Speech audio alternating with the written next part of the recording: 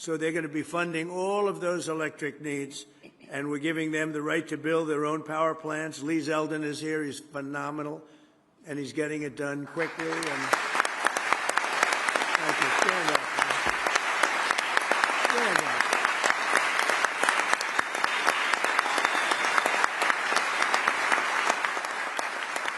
He is phenomenal. He's incredible. He's an MVP candidate, I will tell you. He is doing things at levels, and by the way, everything perfectly. He's totally into the environment, but he's getting things done in 2, 3, 4 weeks that used to take years and years. And people are getting their approvals, and they're building buildings. We're building more buildings now, plants, and all sorts of manufacturing capability that we've never done anywhere near it many, many times. And companies are pouring in. Toyota, the other day, as you know, announced that they're moving into our country from Mexico. They're going to be, I think, closing up a lot of their operation, maybe all of it in Mexico. They're moving to this country. We have we have more car plants being built now in the United States than at any time in history. And, you know, we went years before me. We went many years with no car plant being built. I mean, they wouldn't even think about building in this country. Now, we're the hot. Same thing with chips. We'll have about 50% by the time this term is over. We're going to have probably 50% of the chip market. A year ago, when we began, we had no chip market. We had virtually none other than Intel. We had Intel. And we made a purchase of 10% of Intel. We got it for the right price. And we made approximately $72 billion on that deal. So it was good. Do I get credit for that one? No. I get no credit. None. But we did that, and we made a lot of great deals, I'll tell you. And we keep it going, too. But Intel's been fantastic, one of the hottest companies anywhere in the country. And when we met them, they were really having very big difficulty. We worked with them. But the stock price has gone up many times. I think it's maybe the hottest or one of the hottest anywhere in the world. So that was an honor to do it. I love looking good. But we made a lot of money. We made, I guess, over $72 billion on that profit. They've also agreed to invest heavily in local communities where data centers are built, supporting job training and local services. They're really spending a tremendous amount of money. In other words, the governors in the room, you have great governors in this room, and these companies are spending tremendous amounts of money on the communities, the local communities. So I think it's important that we tell the local communities that, because other nations are trying to get us to slow down, and they're spending a lot of money on propaganda, on press, PR, trying to convince everybody that this isn't a positive thing. And if we don't do this, we're going to be left behind. And even communities compared to other communities. You have some communities that really want this. This isn't all negative stuff. You have communities that really want the data centers. And frankly, those are the smart communities, because it means tremendous numbers of jobs, very little actual disruption. And the ones that don't want it, you know, the happiest people in the world are foreign countries, number one, and number two, other communities within our country, because they're begging for them to be there. And some of them are great communities, very, very forward-looking communities, very smart communities. Since I introduced this plan just a few months ago, more than 220 utilities, tech companies, state governments, and other partners have signed our Ratepayer Protection Pledge. Electricity rates for 80% of the power distributed in America are now being kept in check by the plan. We have kept rates down, way down. You know, we inherited the worst inflation in the history of America from the Biden administration. And as you know, last week it was announced that inflation is way down. It's down more than it's been in over 6 years. And other things are happening that are so fantastic. And when all these buildings, plants, factories that we're talking about start opening up, all I know is I'd like to be the next president, because I'm going to make somebody look very good. They're going to sit there and all this stuff is going to be opening, and they're going to be saying what a genius they are. That happened with Biden. I got cuts in medicine prices that statutorily took 2 or 3 years. And I got these tremendous cuts, and then they sat there and said, oh, yeah. They didn't even know where they came from. But I got them, and this is going to be a much bigger example. You have all these plants that are going to be opening up over the next 2 years, sooner, but 2 years. And somebody's going to look very, very smart, and I hope you remember me, because what we've done is something that nobody thought was possible. For example, Southern companies, Georgia Power has frozen base rates for households until 2029. Is anybody here from Georgia Power? There's a certain governor who's here. A certain governor who's here. Yeah, congratulations. Good job. That's a great job. I've heard about it. Congratulations to both, and it's fantastic. And Georgia, the revenue from Google's data center construction is allowing them to eliminate property taxes entirely. And that's what you call using it to your advantage. The numbers are so incredible. Nobody's ever seen. You know, all my life, the biggest building in the whole world was the Pentagon. And you can fit 25 Pentagons into some of these buildings, 25. And if you happen to be a community, and there's very little disruption. They're just large. They go on for miles. And frankly, if you like certain types of things, they're incredible to look at, to see that we could do something like this. But they also throw off tremendous amounts of money for the community. And when you look at Georgia and you look at the revenue, think of that, revenue from Google's data center construction, allowing them to eliminate all property taxes. Did you know that, Brian? That's not bad, right? So, thank you very much. Great job. That's a great job. And you probably had some negative stuff, a little heat. Oh, we don't want a data center. Usually those are the people that actually want them and they'd like you not to build them. Because you know what? If it doesn't go to you and if it doesn't go to Georgia, as an example, it's going to go someplace else. And those people are very happy to get them, too, the smart people. American Electric Power now projects that their customers will enjoy as much as $16 billion in cost offsets for consumers thanks to their data center contracts. $16 billion. So think of that. That's cost offsets. In Iowa, Alliant Energy data center deals. Where are you, Alliant? Alliant, where are you? Are you here? Thank you. Data center deals are allowing them to freeze electric rates for consumers for at least 5 years. So your rates are going to stay the same or lower. In Louisiana, there's a guy who looks like he's from Louisiana to me. Public school teachers in so think of that, Richland Parish are getting as much as $50,000 in bonuses this year thanks to a $27 billion project by Meta that will also save local residents $2.6 billion on their electricity bills. Their electricity is going down in less than half.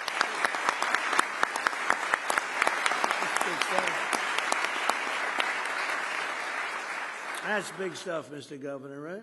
You didn't have any doubt about it. Here's a governor doing a great job.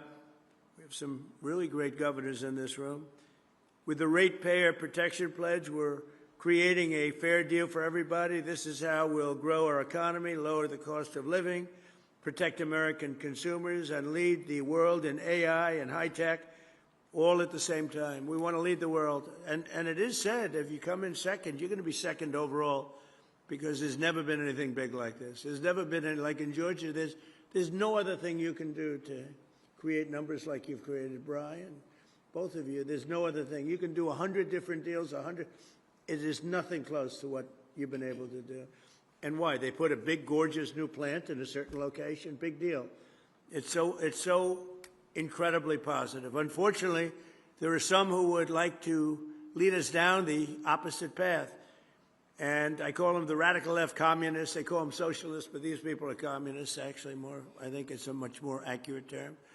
Want to shut down all new development, kill our most successful industries, destroy hundreds of thousands of jobs, and surrender the AI race to China. And China, look, you know, I'm not blaming them. I have a lot of respect for them. I have a lot of respect for President Xi, but they represent China. We represent the United States of America.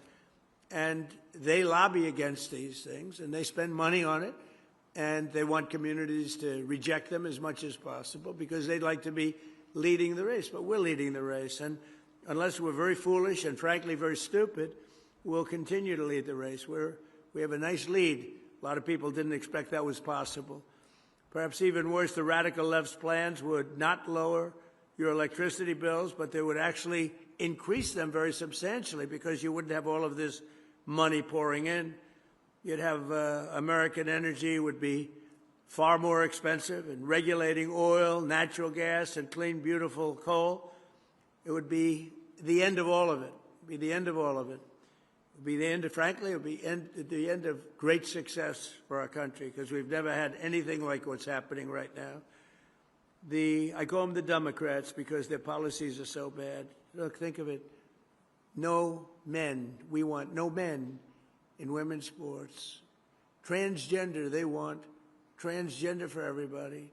I call it transgender mutilization of your children for everybody. Open borders where the world can pour in, where prisons from all over the world are released into our country. And we've done a hell of a job in getting them out. Murderers, 11,888 murderers let into our country under the previous administration. We've gotten a lot of them out. We're getting the rest of them out fast. But the Democrats in Congress want less energy, not more, and if given the chance, they'd send your prices soaring and inflation skyrocketing, which is exactly what would happen if you had somebody else sitting in the position that I am right now. And just like we did with the Green New scam, where we were scammed, the whole country was, I wasn't scammed, I got it right from the beginning. I got it from the first minute when I heard this crap, you know? They were saying wind was so wonderful, except you couldn't watch your television. They wanted to watch the debate. Donald Trump against Sleepy Joe Biden. Nobody could watch it because the wind wasn't blowing. Remember that? Darling, we'd like to watch the debate tonight. I'm sorry, the wind isn't blowing. No, that's one of the great scams of all time. But, you know, if you dislike another country, let them keep building windmills. They are going down. People are finally figuring it out. But we're not going to let it happen to this country. We're going to use the kind of things that work, and they're working better than anybody ever thought possible. So experts have observed that the amount of energy a society produces is the single greatest indicator of its advancement as a civilization, its success as a country. Think of it when you think the amount of energy produced, Lee. So when you give those fast approvals, that's a positive thing. I want you to feel good. Yet instead of offering a positive version and vision for carrying American civilization to new heights, the radical left only wants to limit our energy consumption and rein in our American dreams. We have the American dream. Until we came along, we had a great first term. We had the greatest economy in the history of our country. And this economy will blow it away. We're doing very well against the Islamic Republic of Iran. We're doing extremely well. They would like to do something, but I say they're not ready yet. They need more of the same. They're not ready yet. They got some evil intentions. We cannot let them have a nuclear weapon. If we did all this that I'm talking about your data centers, isn't that important? When they start blowing away communities, one by one. We cannot let them ever even think about having a nuclear weapon, and that's exactly what's happening. They'll never have a nuclear weapon. And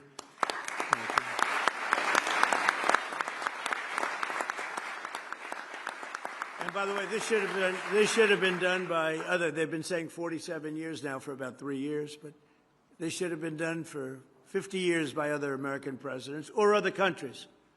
Didn't have to be us, but it seems to, if we don't do it, nobody else is. But I will, and nobody else has the capability to do it either. We built, in my first term, the greatest military anywhere in the world, and we're using it a little more than I thought, but that's all right. We had Venezuela, that Chris is doing a fantastic job, and we've paid for the cost of that war many times over. We're taking millions and millions of barrels of oil, and it's going to Houston and Louisiana. You know that. You see those ships lined up. And again, we've paid for that many, many times over, and we have a great relationship with Venezuela. And the people are happy in Venezuela right now. They can't believe what's happened. We have the biggest companies, the biggest oil companies in the world going in and doing business like nobody ever thought possible. And we're taking some, we should, and they're taking some. And, you know, it's very interesting that They're making more money. Chris was showing me some numbers. They're making more money, Venezuela now, than they've ever made before. And we're making a lot, too. And I think we're entitled to that. So it was really something. We took that. It was a one-day war. It took one day. People said, oh, we're going to be tied up there forever. And here, you know, we were in Vietnam for 20 years, lost thousands and hundreds of thousands of lives, but thousands and thousands of lives. We were in Afghanistan for years. We were in all these wars that you heard about for years and years.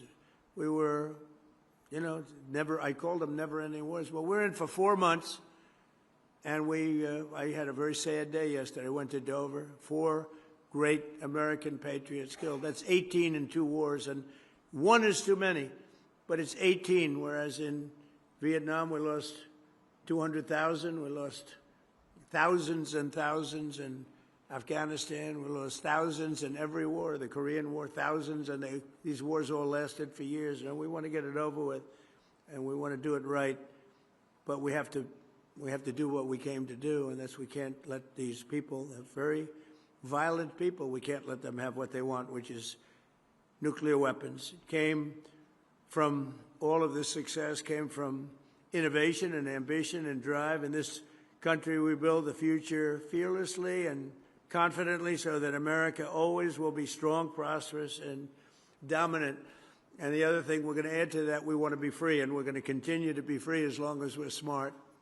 And we can't be hoodwinked. We can't be taken advantage of by people that say you're going to have a free home, you're going to get free rent, everything's going to be free. What they don't say is a year later, everything is going to end up in squalor, destruction, and death, and also death for our country. So we have to stop the threat of the communist rhetoric that you're hearing right now, because these people, they don't act. I'm very happy a poll came out. It said they're highly educated, but doing very poorly. In other words, they're losers. They went to school, they got a good education, now they don't know what they're doing, so what they do is they complain about people like yourselves that have done so well. But we can't let the communist ideology we don't want to even think about it for this country. It would be terrible. So we're joined today by some of the people helping to do all of the things that I just talked about, putting the Ratepayer Protection Pledge into action. And here with us are Secretary of Energy Chris Wright, who's an outstanding person. Doug Burgum told me about Chris. I didn't know Chris. I wanted Doug to head up energy, and Doug said, no, there's one man that's better. Who? Chris Wright. I said, who the hell is that? Turned out to be this guy right over here. And he's turned out to be incredible, really incredible. He's running Venezuela. He's running a lot of, more than anybody has ever run before, I think we can say, Chris, right? He's doing a great job, so we appreciate it. Thank you.